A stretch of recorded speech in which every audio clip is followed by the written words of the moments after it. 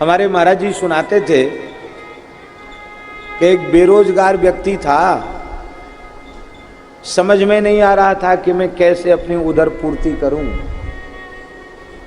तो एक दिन मरने का विचार करके एक गहरे तालाब के तट पर बैठा था कि पत्थर बांध के तालाब में कूद जाऊंगा, मर जाऊंगा।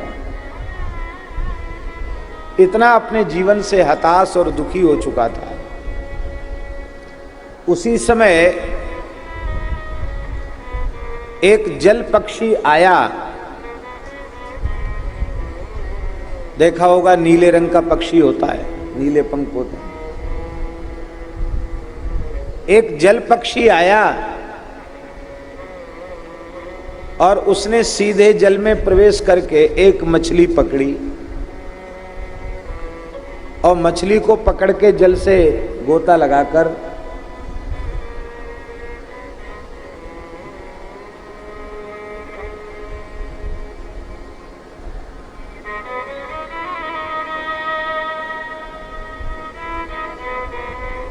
जल के बाहर निकला और जल के बाहर निकलते ही आपने भी कभी देखा होगा, हमने अपने बचपन में यह दृश्य अपनी आंखों से देखा है।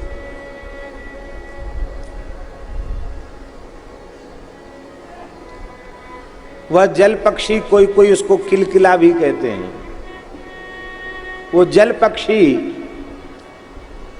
उसने मछली पकड़ी और जैसे ही जल के बाहर निकला तो मछली को ऊपर उछाल दिया और उछाल कर एक चोंच फाड़ के फिर चोंच में ले लिया। तो उस व्यक्ति ने सोचा कि ये कला तो बहुत अच्छी है, यही गुण सीख लिया जाए तो हो सकता इसी से हमारा गृहस्थाश्रम चल जाए। मरने का विचार छोड़ दिया और उस पक्षी को ही गुरु मानकर उससे प्रेरणा लेकर पहले एक लकड़ी अपने दांत में पकड़ के दांत से ऊपर की ओर उछाली, अपने हाथ से एक लकड़ी बहुत ऊपर उछाल दी और उछालकर पहले हाथ से पकड़ने की कोशिश की, उसमें सफल हो गया तो दांत से पकड़ने की कोशिश की, दांत से पकड़ लिया। धीरे धीरे एकदम इस कला में प्रवीण हो गया तो उसने लकड़ी का एक चक्कू बनवाया। चक्कू बहुत ऊपर आकाश में फेंक देता और दांत से चक्कू पकड़ लेता। जब इस कला में वह प्रवीण हो गया तब अत्यंत तेज धार वाला चक्कू उसने बनवाया और चक्कू को घुमाकर ऊपर फेंक देता, फिर दांत से पकड़ लेता। बड़ा कठिन काम है। नेक भी चक्कू निशाना इधर उधर हो जाए तो यहाँ गिरे तो ये कट जाए, इधर गिरे तो ये काट जाए, और कहीं एक अंगुल ऊपर चला गया तो नाक ही कट जाए, कहीं गले पे गिरे तो गला कट जाए, कहीं जीभ पर गिरे तो जीभ ही कट जाए। बड़े खतरे का काम। पर वो कलाकार था, करत करत अभ्यास के जड़मती होत सुजान, उसने ये कला हासिल प्राप्त कर ली। वो तेज धारदार चक्कू को ऊपर फेंक देता और दांत से पकड़ लेता। यही खेल दिखा दिखा कर खूब पैसा बटोरने लग गया। अब तो बेरोजगारी खत्म, धंधा बढ़िया चल पड़ा। एक बार वह अपनी कला लोगों के बीच दिखा रहा था। लोगों ने इसकी कला को देखा तो वाह वाह किया और कहा कि धन्य है तुम्हारे गुरु को जिसने तुम्हें ये ज्ञान दिया, ये गुण दिया, ये कला दी। धन्य है उसको। हम जानना चाहते हैं कि यह गुण, यह कला तुमने किस गुरु से सीखी। यह सुनकर वह व्यक्ति बोला, हमने किसी को गुरु नहीं बनाया, हम तो अपने आप ही इसको सीख लिया। अब देखो, उसके कहने में कोई ज़्यादा बहुत बारीकी से विचार करो तो भले ही अपराध है। वैसे देखा जाए तो उसने प्रत्यक्ष किसी व्यक्ति को गुरु नहीं बनाया इस कला के लिए। इसी दृष्टि से उसने कह दिया कि मैंने किसी को गुरु गुरु नहीं बनाया, मैंने तो अपने आप ही इस गुण को सीख लिया। पर इतना कह देने मात्र से गुरु तत्व का तिरस्कार हो गया। यदि हमने किसी पशु या पक्षी से भी कोई गुण प्राप्त किया है तो उसका भी जीवन पर्यंत गुरुवत आदर करना चाहिए। गुरु तत्व का तिरस्कार हो गया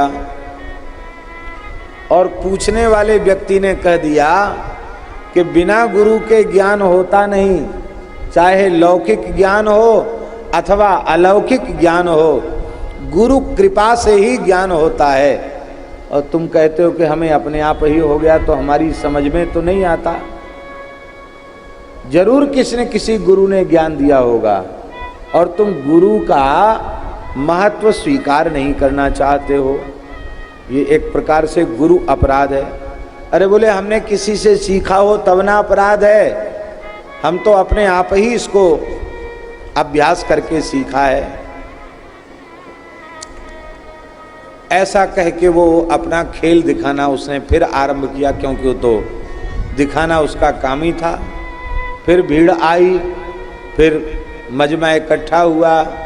अब की बार उसने चक्कू को घुमा करके ऊपर फेंका। हजारों बार दिखा चुका था खेल, लेकिन अभी थोड़ी देर पहले गुरु तत्व का तिरस्कार हो गया। उसका दुष्परिणाम यह हुआ कि आज पता नहीं कैसे निशाना चूक गया और चक्कू को दांत से नहीं पकड़ पाया, सीधे यहां गिरा चक्कू और नाक ही बेचारे की कट गई। इसका मतलब यह है, इससे प्रेरणा यह लेनी है कि गुरु तत्व के प्रति जो कृतज्ञ नहीं होते उनकी नाक बचती नहीं है, उनकी नाक तो कट ही जाती। इसलिए माता के प्रति कृतज्ञ, पिता के प्रति कृतज्ञ, शिक्षक के प्रति कृतज्ञ, बड़े भाई के प्रति कृतज्ञ। और हम तो कहेंगे संसार में कहीं भी किसी से आपको उत्तम शिक्षा प्राप्त होती हो तो उस व्यक्ति में गुरु तत्व का दर्शन करके उसका भी वंदन करना चाहिए, उसके प्रति भी कृतज्ञ होना चाहिए। आपका छोटा सा बालक, दुधमुहा बालक, यदि कोई कल्याण की बात उसकी वाणी से निकल जाती है